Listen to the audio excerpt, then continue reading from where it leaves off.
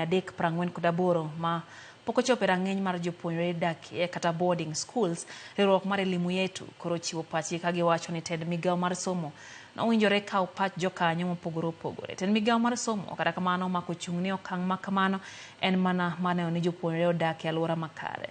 Jafwambo marwa Nyakidi lero chal ma kama osekelo pogruok e paro ahinya te kind jonyuol kod jopuonjre bende. Koloso e kinde twak margi gi jofwambo, Director e migawo mar somo Elias Abdi owacho ni okang' mar loro skunde ma pok ochopo e rang'iny mar jopuonjre dakie midendo gi dho ngere ni boarding schools en yorno mar chiwo arita makare ne jopuonjre kendo dewo ngimagi. What we have decided to close as a ministry is the boarding section, not the schools. Those children who are boarders now can be day scholars. So the schools have not been closed. Clarification number one. Number two, every school has been given the reasons as to why that decision has been taken. Because if the boarding section of the school is life-threatening, what do you do about it? Which one comes first? Is it the life or the education?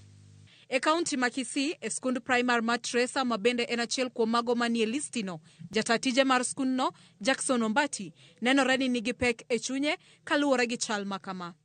Ombati oseyo okang' mar piny owacho kowacho ni obiro kelo pek ne jonyuol. I just received the information from the parents, friends, who are very much concerned because they were calling.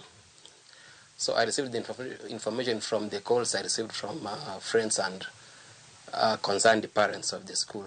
So there was that pressure from parents, especially those ones who live outside the county and those ones who come from far. They really pushed us to start a boarding facility. Chal makama bende koro weyo jonyuole akikiore ka konchiel. Moko siro kang' mar sirkal to komachielo moko wacho ni nitie dwaro mopogore mag jonyuol tero nyithindo dakie skul. Onego beni nyithindo iketaketa mar mondo janyuol ka janyuol orit nyathine. Ang'o miyo jonyuol mosli oluoro rito nyithindgi? Nikech kata sani olor skul, janyuol oluoro bedo gi nyathine ma nyathine obet go to tero mana sani gitero gi nyaka mane e ginene mondo jopuonjgi. Janyuol bed gi nyathini mondo ing'e nyathini kaka chal. An aneno ni gima sirkal otimono, otimo gima ber.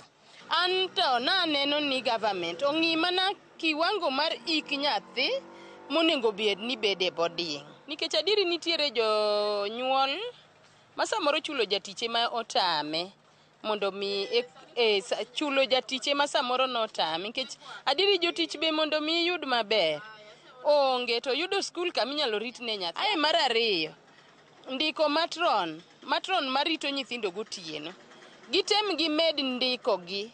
E kinde romo margi kod jokanyo e sekta mar somo, riwruok mar elimu yetu owacho ni tend migawno nowinjore kawo pach jokanyo mopogore e sekta mar somo mar yudo kenge makare manyalo konyo keto alwora makare mar dak ne jopuonjre. Serikali inapochukua hatua kuhakikisha kwamba kuna usalama katika shule ni hali nzuri, ama tunaweza kusema ni tukio jema, lakini kile ambacho tunazingatia na pengine kusema mara kwa mara ni vizuri ya kwamba wadau wote wao wakizungumzia maneno kabla pengine uamuzi fulani haujachukuliwa. Nyakidi, Ramogi TV, Nairobi.